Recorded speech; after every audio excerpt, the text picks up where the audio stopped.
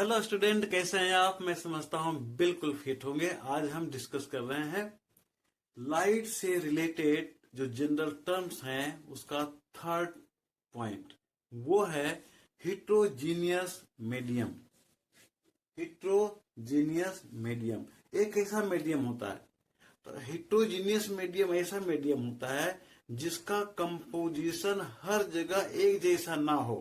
मतलब हर जगह अलग अलग हो, कहीं ज्यादा डीप हो, कहीं लाइट हो, यानी ज्यादा गाढ़ा हो, कहीं कम गाढ़ा हो। जैसे विंटर सीजन में फॉग को देखिए, कुहासा, है ना।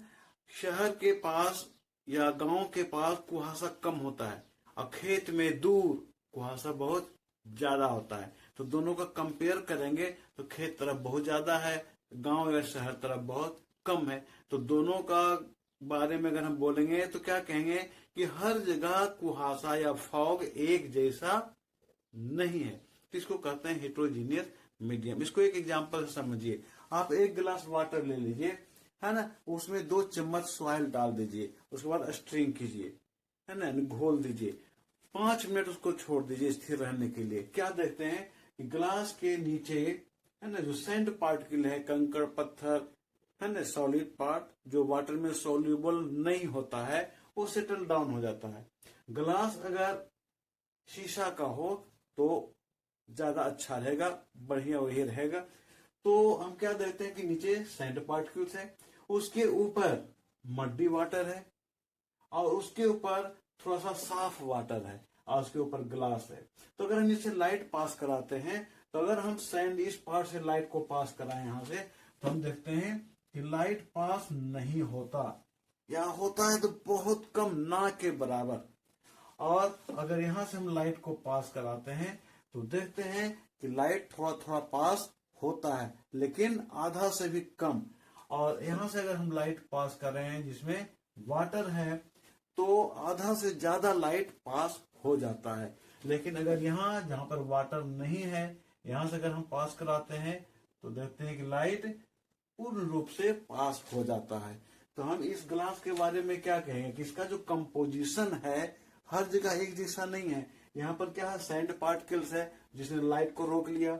यहाँ पर मड्डी वाटर है जिसने लाइट को आधा से ज्यादा रोक लिया, बहुत कम पास होने दिया। और यहाँ पर क्या है, यहाँ भी मड्डी वाटर ही है, गंदा वाटर है, साफ वाटर नहीं है, लेकिन ज्यादा साफ है, गंदा कम है, इसलिए लाइट आधा से ज्यादा पास हो गया। और यहाँ तो वाटर है ही नहीं, इसलिए लाइट बिल्कुल पास हो गया। तो ये जो कंपोजिशन हुआ ग्लास में जो वाटर है उसका एक जैसा नहीं हुआ।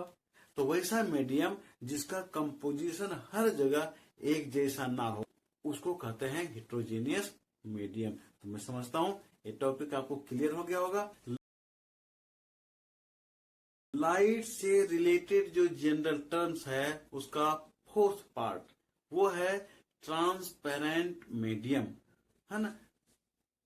तो ट्रांसपेरेंट मीडियम किसको कहेंगे? तो वैसा मीडियम जिससे होकर लाइट पूर्ण रूप से पास हो जाए, कम से कम ब्लॉक हो, ठीक है, कम से कम, ना के बराबर, मैक्सिमम लाइट पास हो जाए, उसको कहते हैं ट्रांसपेरेंट मीडियम। जैसे ये देखिए मेरा ऑप्टिक्स, है ना, ये इस पार से उस पार आपको क्लियर दिख रहा होगा, मेरा फिंगर आपको साफ दिख रहा होगा, यहाँ भी मेरा फिंगर आपको साफ दिख रहा होगा। तो ये जो ग्लास है वो ट्रांसपेरेंट मीडियम कहलाएगा।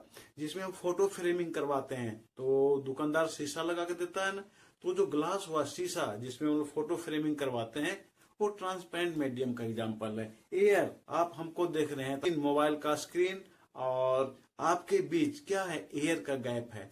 एयर भी एक ट्रांसपेरेंट मीडियम है। एक ग्लास में अगर हम वाटर ले लेते हैं और वाटर में अगर हम कॉइन गिरा देते हैं, सिक्का, तो सिक्का साफ साफ दिखता है। तो वाटर हुआ ट्रांसपेरेंट मीडियम।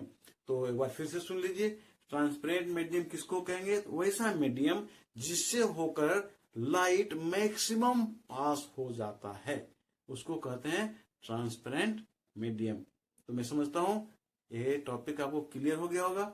फिर मिलते हैं हम नए टॉपिक के साथ। तब तक आप अपना ख्याल रखें।